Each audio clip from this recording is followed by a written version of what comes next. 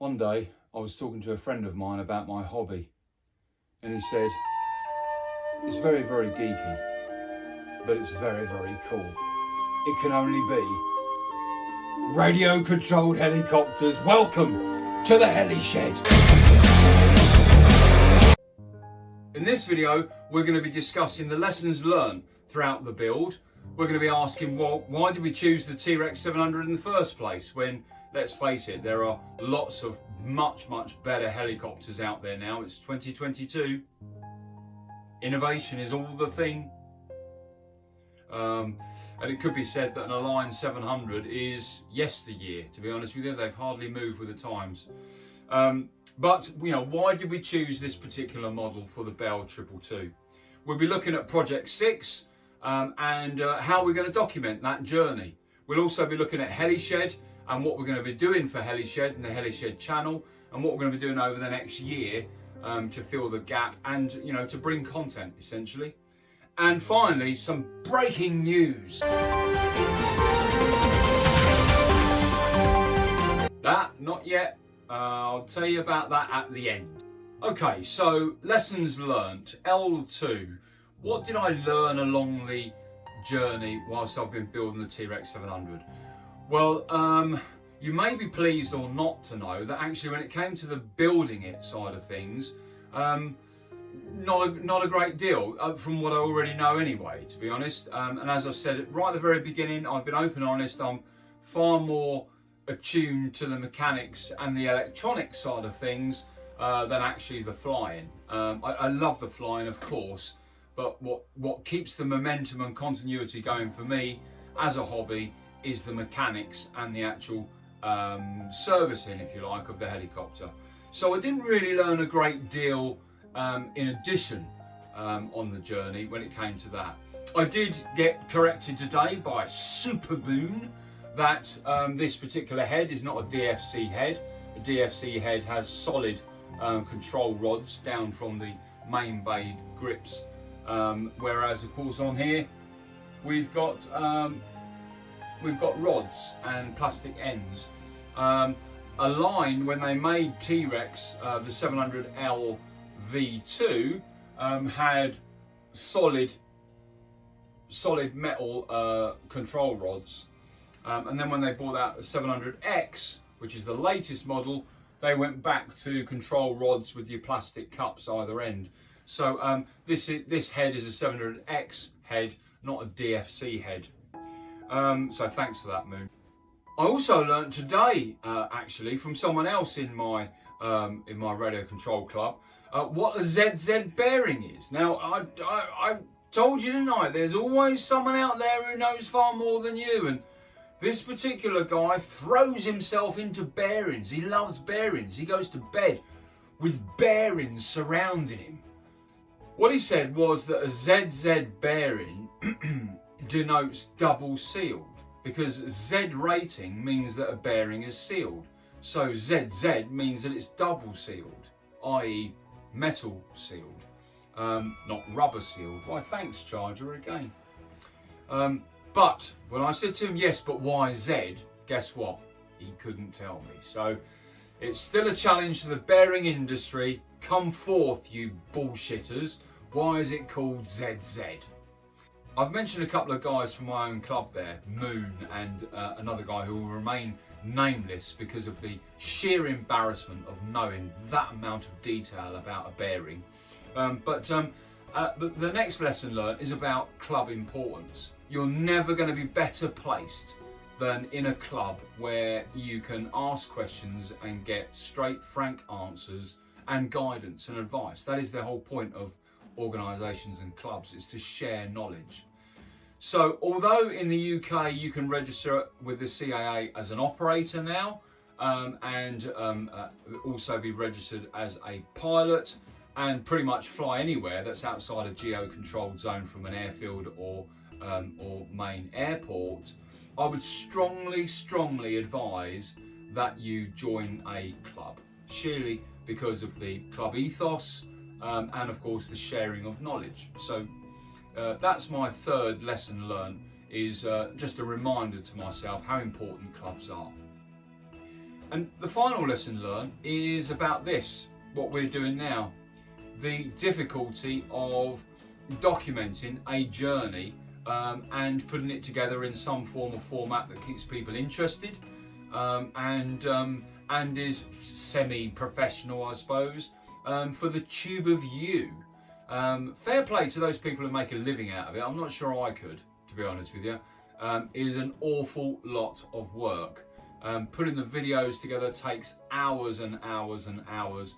And of course the takes that you have to do when it comes to, like now for example, I think I'm on about take 9.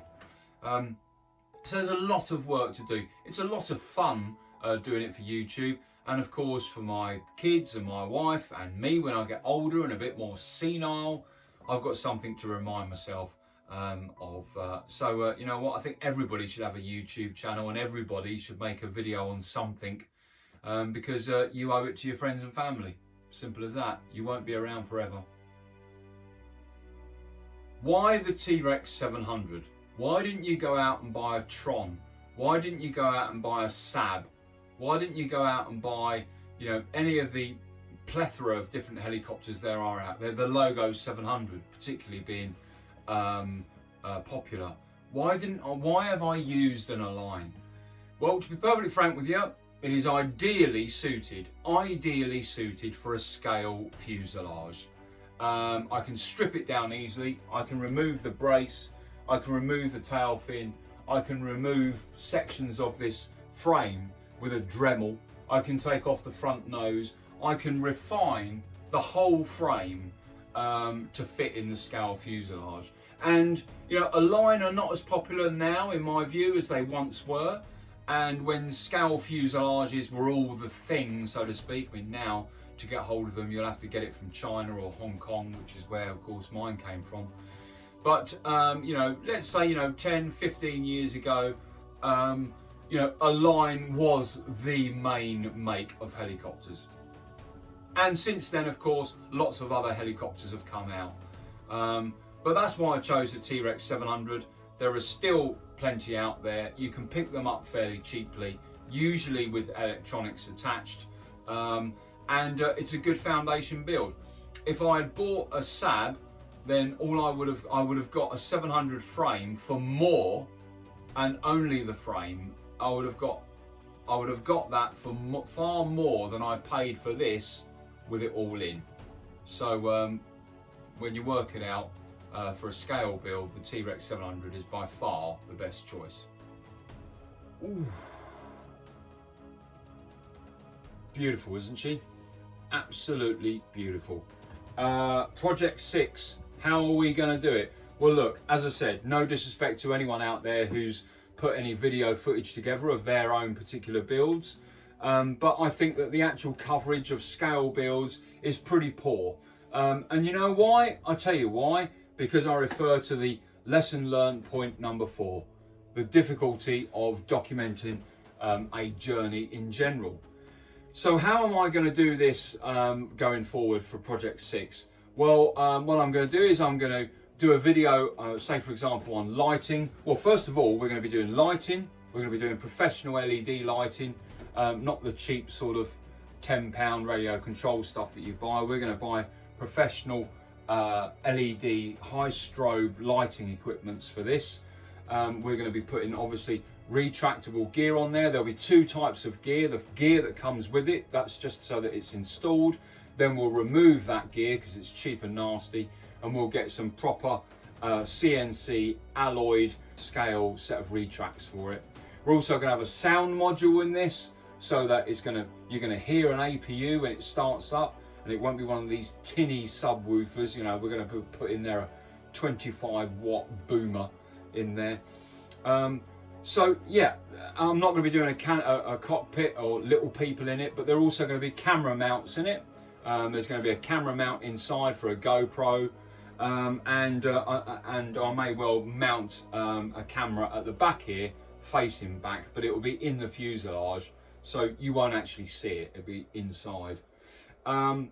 So yeah, you know, there's lots of things I want to do there. Now, how on earth are you going to document that? Well, I'm going to explain what it is that we're doing, I'm going to show the parts that I've got and where I've got them from, so at least if you wanted to follow, you could. And then what I'll do then is I'll then do the middle section of a video where it will be a photo montage showing the journey, interspersed with little videos, short videos, where I talk about the issues that I found and how I overcome them. And then at the end of the video will be a short section where I then, you know, show you the completed item. And at least then I think that there would be a complete video of about 25 to 30 minutes that actually shows the whole journey of that particular challenge, whether that's lighting or retracts or whatever. Because otherwise it would take hours and hours and hours and hours, because, well, more than that, because sometimes these jobs take months to do. Retracts is not something you can do an hour in your shed. It's just not. You know, there's no point going doing a live view on it. It will take you weeks to get it right. So that weeks can be done like that with a few pictures and a couple of videos here and there. But there will be one video for lighting, one video for retracts, one video for sound, one video for camera mounts. And at least then, I, for prosperity, and you, if you wanted to do it, or anyone else, once it's out there, is able to put a search in for retracts, Belll 222, and be able to have one video that tells them all they need to know. So what's next for Helished? Well, first of all, we're going to be bringing you plenty of content over the next year. We're going to be obviously doing the Project 6 playlist, which will be documenting that journey. We're going to carry on bringing you the HeliTech videos. They've been quite popular, and you know, people like the short, punchy, sort of sometimes funny information. So I'm going to carry on with the HeliTech videos. Helished has got his own channel now on YouTube. There's about 150 odd subscribers, so there's people following the radio controlled aspect of it. And a lot of those subscribers are from DCS World, so I'm going to carry on with DCS World, but only the helicopters. The Mi-8 HIP, the Mi-24 Hind, the AH-64 Apache, the Gazelle, which we've already done. We've done a tutorial series on the Gazelle. In fact, you can see it up there. Of course, the Ka-50 Black Shark. There's also the DCS Huey. So we're going to be content covering those helicopters, tutorials, and just simple flights and missions and so on for our DCS friends. So yeah, so we're going to carry on bringing DCS World content, and we'll ramp that up over the next month or so. So there we go. We've got the HeliTech videos, Helished's going to stay, HeliTech videos, the Project 6 build, and of course DCS World videos. And anything else that I think's relevant and meaningful and are going to be useful, we'll do that as well. Apart from what we've already mentioned about the video contents for Helished, Project 6, documenting that, etc. We know, do we not, that on the August the 14th, 2023, that the Project 6 Bella, with her new clothes, her new fuselage, will have her maiden flight. But what thereafter?